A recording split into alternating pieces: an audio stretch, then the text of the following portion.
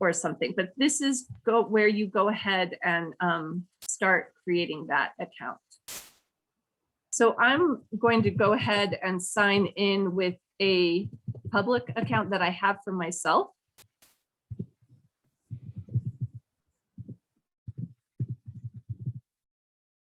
And once you sign in, I've already created some stories. So I have some things that are here. You probably won't see those blocks, but you'll see a little tab that says create new story. But before we get to all of that, I want to, oh, that's right. If I want to, I'm going to go ahead and I didn't want to sign in so quickly. I'll just sign out again and get back to our normal StoryMaps page. So here, when you get to this and click overview, there is a whole gallery of different kinds of stories that you can explore, and we'll do that together in just a little bit.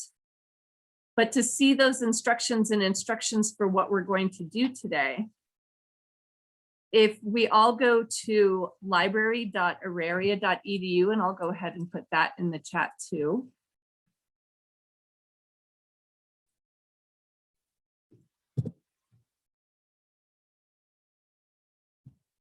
The way to get to the instructions that I have for us today is click on research guides after you get to library.auraria.edu.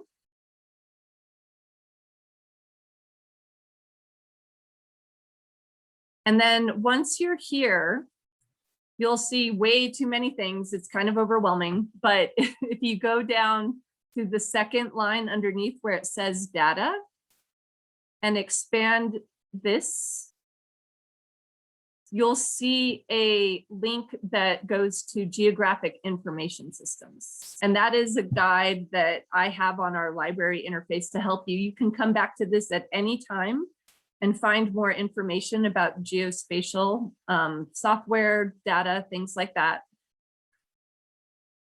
But if I go there, there are two handouts under this workshop material box. You'll know you're on the right page if you see my face floating around over there. There is the AGOL handout, which we'll talk about later, but we won't use that much today. But also this StoryMaps handout. So if you click on this, it will either download a PDF directly to your computer or open up that PDF in a different browser window, depending on how you have your computer set up.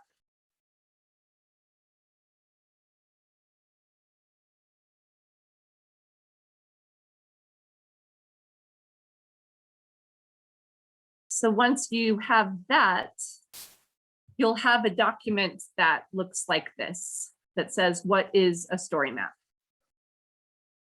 And these are things that you might have seen before, just if you're looking at the Washington Post or other news websites that have data stories and you find yourself scrolling down and all of these images and graphs and interesting things go by. This is that same kind of structure that you can build a narrative story in a browser, but with the ability to put geolocation or location information into your story really quickly. So as Dennis was saying, in his story, Development of Becoming a Scientist, of playing with tide pools, you might want to put a map showing where those tide pools were. Like, this is where I grew up with those tide pools. Or for me, I grew up in New Mexico and I am very interested in rocks. So that's part of the cartoon clips that I have in my background.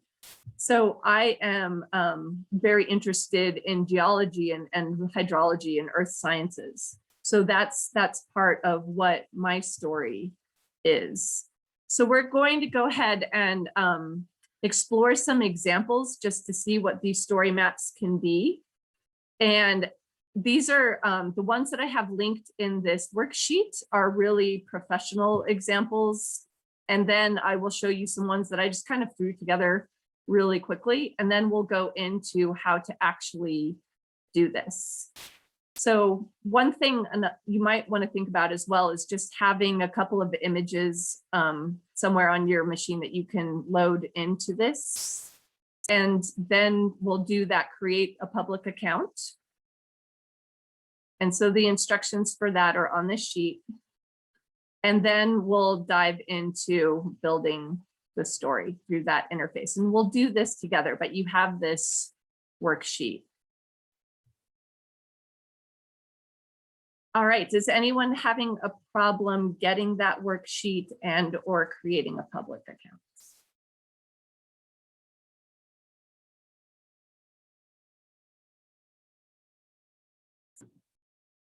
Great.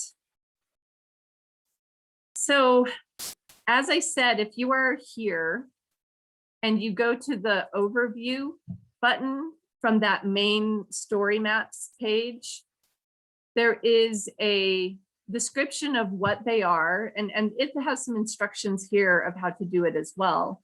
But they also have an Explore Stories tab. And you can go into this and see all sorts of examples of different things people have done. And some of them are very, very simple, where the mapping part of it is not even a big part. You can create something with just photographs. You don't necessarily have to use the geospatial technology part of it, but I think that's a really fun aspect of this. So I want to share that with you. But some of the ones that I pulled up, so this one is largely photograph centric because this person is obviously a really good photographer and going out into the Western landscape. And this is something that speaks to me because of my interests.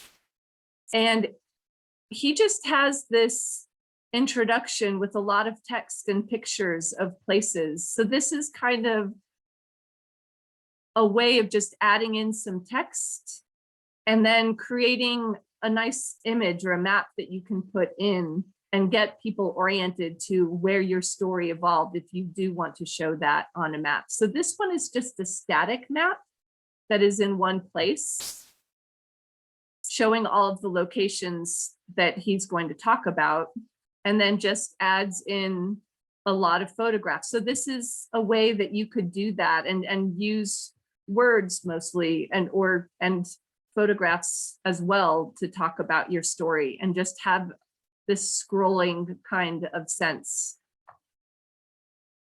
Another one that is kind of neat that has a different format, instead of just having an image and then a block of text, there are some higher level abilities within these story maps. So this is, let me go back up to the top of this one, I'm at the bottom.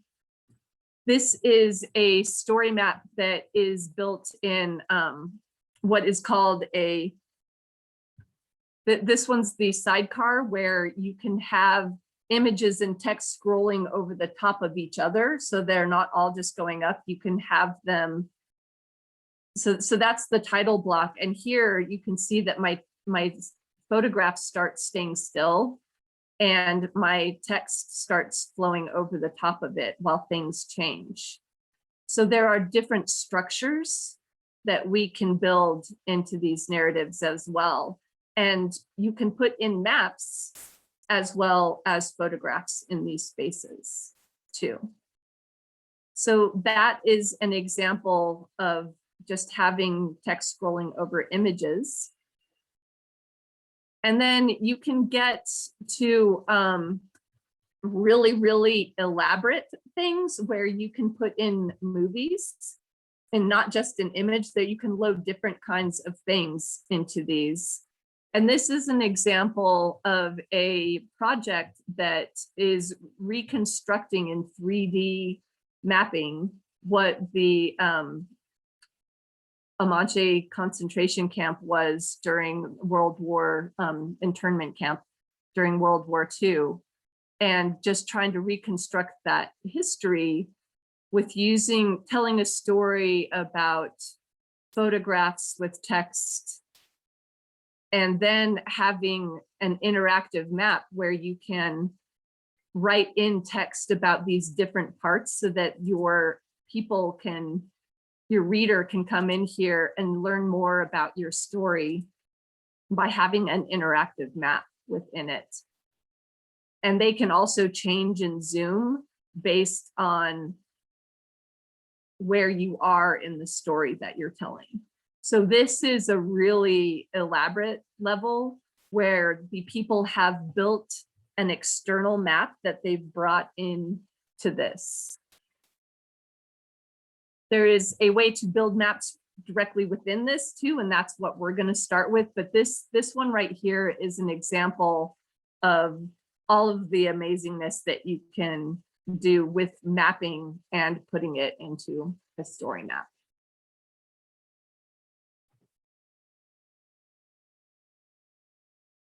Does anyone have any questions at this point?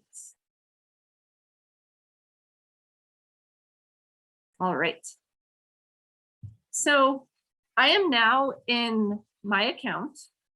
So if everyone does go into the same space, you should see, like I mentioned before, something that just says new story, and I can click that one here, but I'm going to first go into this one that I've created that just has an example of the process as it builds. And if we look at the handout sheet that we have where it says build the story, it has a graphical guide built into this technology, which is really great. It kind of coaxes you through it. And again, you can't break anything. You can also go back and delete things and reorder things. So play around. We'll just kind of futz around with this.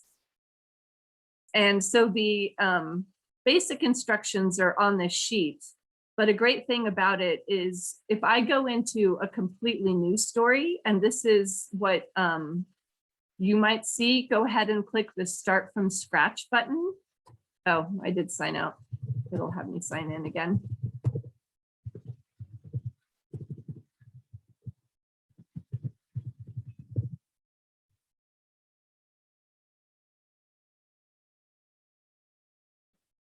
It will start with this very blank kind of space, but it will already have my name in there because it's under my account. And I can say test story map. And I can say I want to have an image behind my title. So that first block, it's got a graphic interface where I can click over here and say, oh, I can just drag and drop any image that I have on my computer, or I can browse my files and I have it's opening directly to a folder that I've got some images in, and I can click on one and say, yep, I want to use that as my background image. So it will be here as my header. I can play around with what I want it to look like.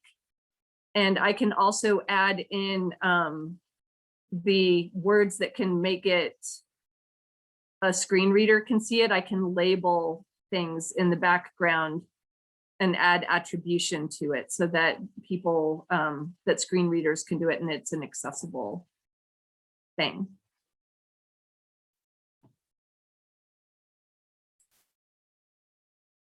Yeah. So that is kind of fun.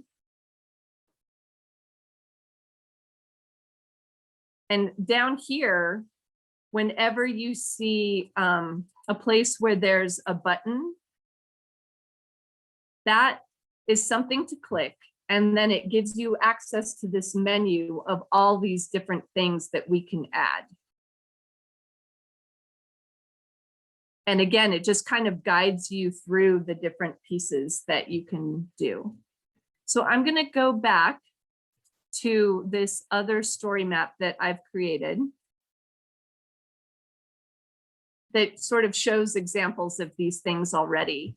And right now I'm in edit mode. And so that's why I can see all of these little bits that are kind of floating around up here. But if I click preview up here, and it gives me an option to see what it would look like on a phone or on just kind of looking at the desktop, so I can switch back and forth to what kind of preview mode I want. So depending on who the audience is for your narrative that you're building, you can change how things look. But I'm just going to go ahead and put it back to my full screen. And so this is what this looks like, where I have a title. There's my name. I haven't published this story yet, so it still says draft. And then I can just start typing text as one of the options. When I expand that button, there's a way to just add text or paragraph. But you can also add a heading, a subheading, bulleted lists, numbered lists, or quotes. And so they have a lot of different ways that you can add content really easily. And it does this styling for you. And you can go back and adjust some of this a bit, but it's really nice to be able to make something really beautiful really quickly. You can add a button that has a link to a different website. But then there's also visual blocks. So that these are all the text blocks up here in that first part of the menu. And then there are visual blocks as well. So if I go back to, I am in my own way. Let's see. Oh, I know. They, the way that you get out of preview now is you close this. This is a newer feature. They keep changing. So you just close the choice of preview modes and you come back here. So now if I'm in a space and I see one of these buttons and I want to add content, these are the text and the buttons and the separators, but then there's also media blocks that we can add in as well. So those media blocks can be an image, you can embed a video, and you can also embed a map. And there are two different ways of doing a map. And one is called an express map, where you can build a map directly within this space. So the maps are interactive. You can add information on top of them. And when you hover over it, you can see more. I just put in the title for Everglades on this. So here you can also add in images with those pop-ups as well. So you can bring your reader to visually to that space as well on the map. And then you can also add different kinds of story structures. So before, when I showed you that one of the man that just had all of the photographs and he had text going through, that's kind of what these blocks are up here. Just here's an image, here's some text, here's a map. But here, when you do different story formats, if I extend this and I go down to, if I go down to these different kinds of, oh, I need to get out of that story map to be able to do this. If I am in outside of that space, I have media, and then I have these immersive options of being able to put in a slideshow or a sidecar, which is where that text was flowing over a different one. Or I can do something that I think is very intriguing. It's called a map tour, where you can have people zoom around on a map based on what image is scrolling by. And a thing that's really great about this is if you have a set of photographs that have geolocation information on them. So if you're taking pictures with your phone and you have location services turned on, that location of that photograph can automatically plunk your photograph on a map for you in this software. And then can just create this guided tour really quickly. So that is picking the map tour piece. And there's an example of that down here. So this is the first story format is sidecar, or I mean, this is the slideshow. And so I can be in one slide, or this is sidecar, sorry. I'm seeing your faces instead of my screen, so I'll move you to the side. So this is a sidecar where I have put a map as the image graphic, but then I have more panels moving on the side. I can have this float over the top of my map, or I can sidecar it and stick it completely on the side if that is better for the kind of imagery that I'm using. I can also kind of embed more maps and images on this side as well. So earlier when I expanded this button and I didn't see the options to add in sidecar or slideshow, that's because I was already within one of these things, but I can put media and text within one of these story structures.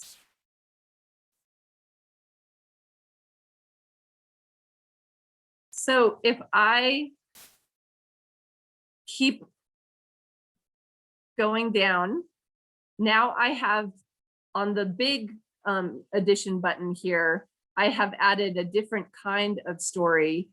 And this is exiting the sidecar and now trying a slideshow version.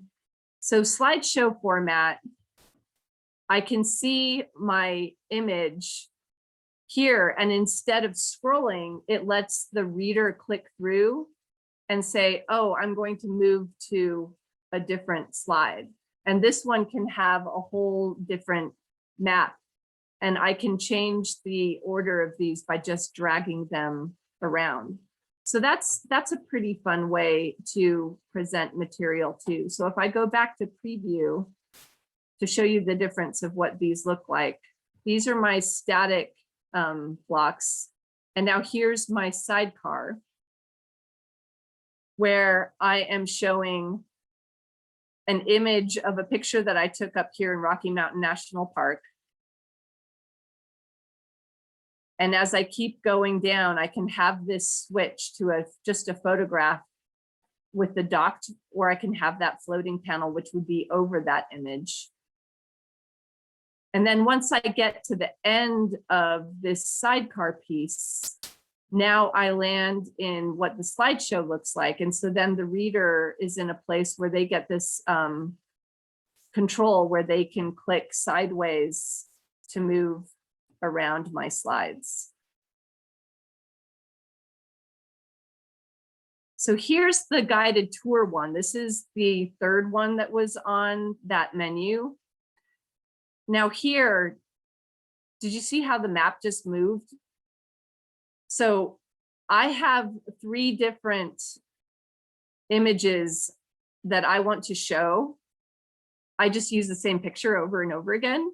But as I changed from one image to another, my map tour is actually moving to those locations of where those images are on the map.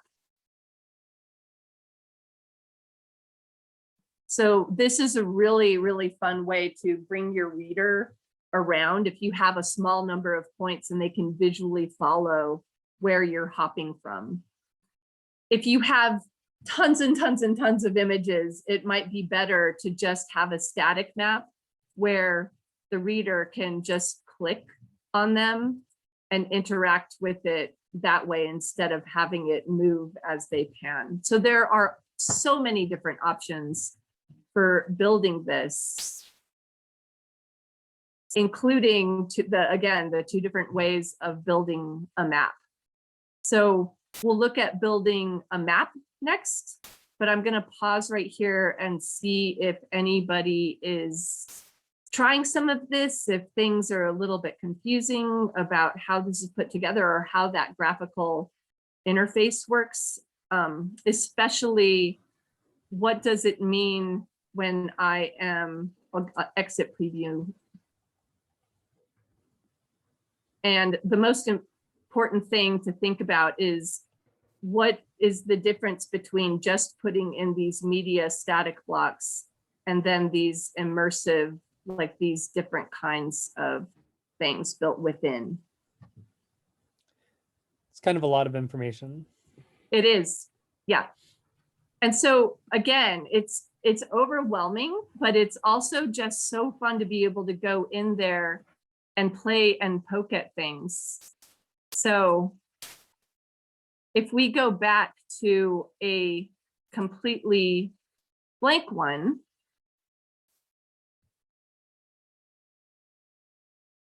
this is where just kind of poking around at things and trying to create one is where you get a sense of how these things work. So we can go and play in here and I can show you how to create an express map next, but I just wanted to pause and let people kind of absorb that, like poke at the differences between the media blocks and then the different story structures.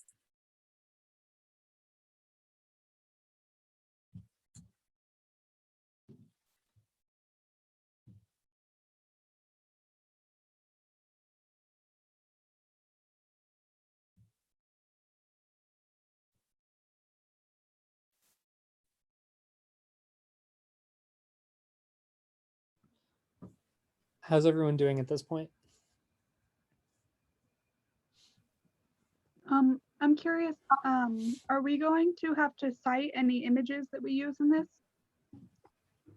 So that in the handout, it's, if you look, there are some sources there for finding images that are open source images, basically.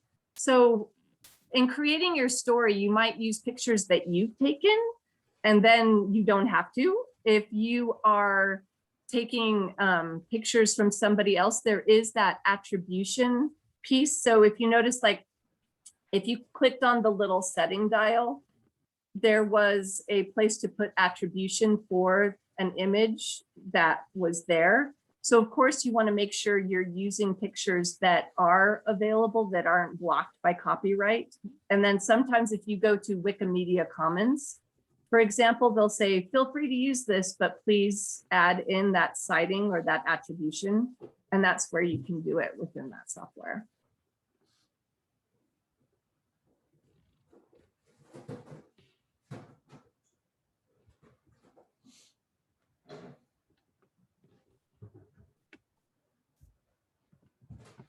So to demonstrate that,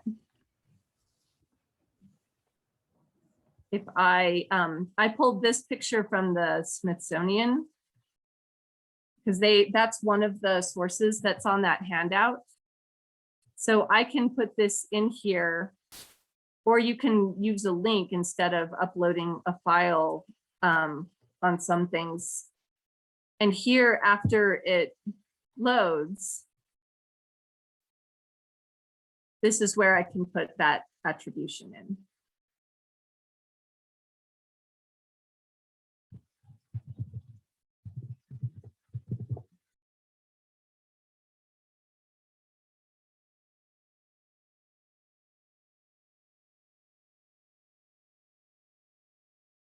And then you'll have this little information button that you can hover over and it will appear.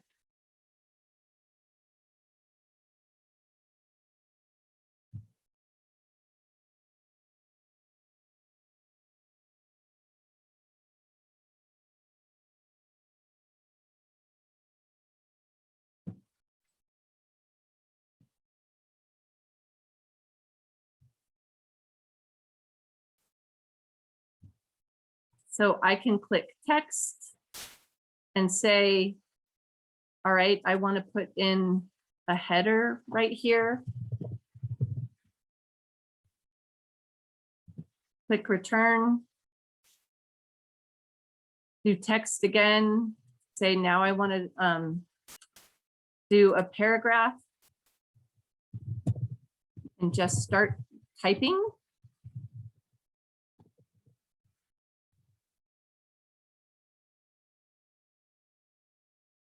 I can put in a separator line to add kind of a visual break before putting in something different.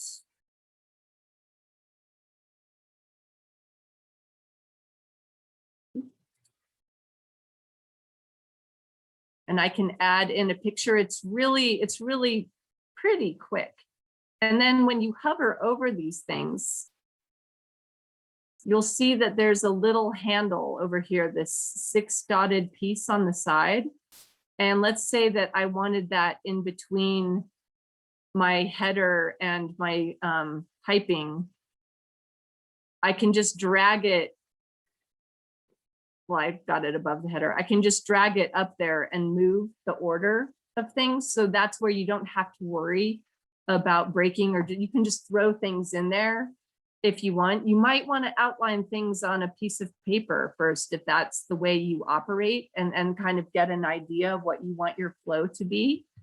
And then you can change the size of things, or you can push a picture to the side and have your text over. So you can move things around so it visually makes more sense, because maybe I don't need an entire like full image of this assay office building.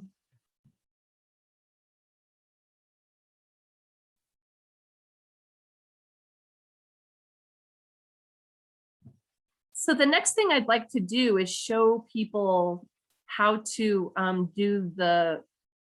actually put in a map, because there's a lot more to that. So the same way that there's different ways of adding in sub ability in those story structures, there are different ways of adding things into a map as well.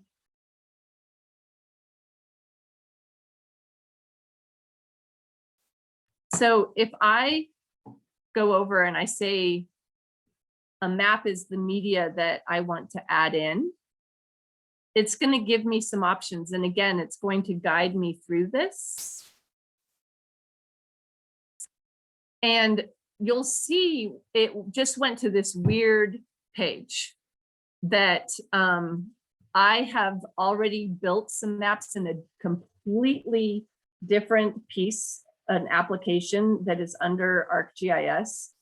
But instead of doing that, I'm going to go up to this thing that says new express map, because if you click on that map, you won't have these pre-built maps here.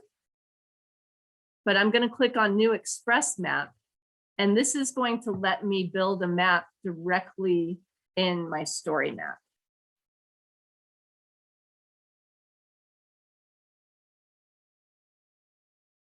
And so this is a place where I can say I want a different kind of marker and I want to add something on the map. I can zoom in and move around the map by using these plus and minus tools. I can also scroll with my wheel if that's the kind of mouse that you have, and really carefully place where that marker is. And then to be able to have that pop-up interactive with that marker, I have this control thing on the side where I'm going to say, oh, this is where I saw this sign on this road.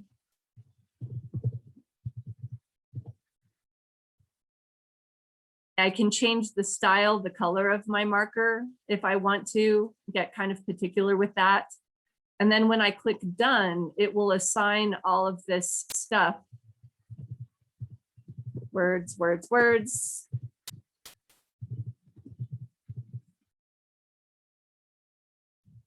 To that marker. So then that's just, I can add another point if I want to and keep adding them. And then when I'm done with that, I'll click done with my map. And then I will have this map within my narrative scrolling that has that pop-up built on top of it.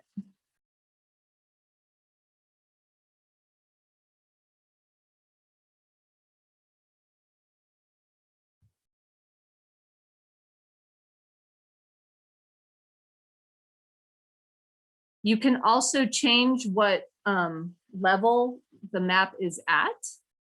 So if I want to edit this, I can come back over and click this pencil button to go back into edit mode on that particular block. And then it brings me back to this same screen where I'm changing things. And in here, I can say, I really just want to zoom in to this Great Lakes area. And I'll realize that I put my road bike sign in the middle of the lake, so that's not very realistic. But that's why zooming in and making sure that you put your marker exactly where you want it to be is really good, like working at the scale that you want your reader to be able to see. But then I can say done. And now when I go back to my map in that scrolling narrative, it's going to be anchored on that zoom level that I left it at.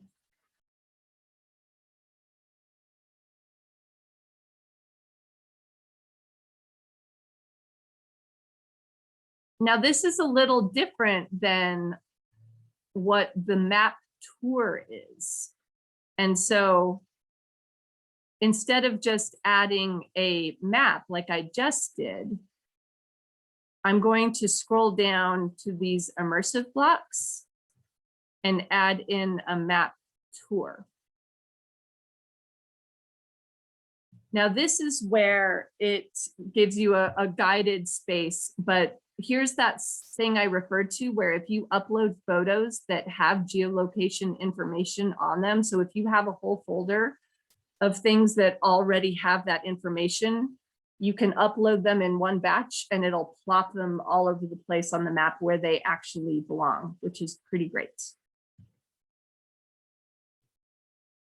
But you can also say start from scratch and say, I want to do a guided or an explorer kind of style of map. And this is what I was talking about, where the guided one zoomed around and moved the map as I was scrolling through the images. So that's good if you're in a limited kind of space where you can see how the map moves so that your reader doesn't kind of get lost. This is, the Explorer is a static way of doing it where you put in a whole grid of photos and then the people can click on those different dots and see how they relate, and it will like click on the photo and zoom exactly to that place. So I will show you an example of what this guided looks like. But once you go into it, you can also change whether your map is the big thing or the photo is the big thing, depending on how complicated things are. And so here, it's that same kind of guided interface where you click on where it says add an image or video, and I can take my same bike sign and add it. And it's going, it just added at default kind of where this location was, but I can edit that location by coming in here and moving the map around about where I want it to focus on.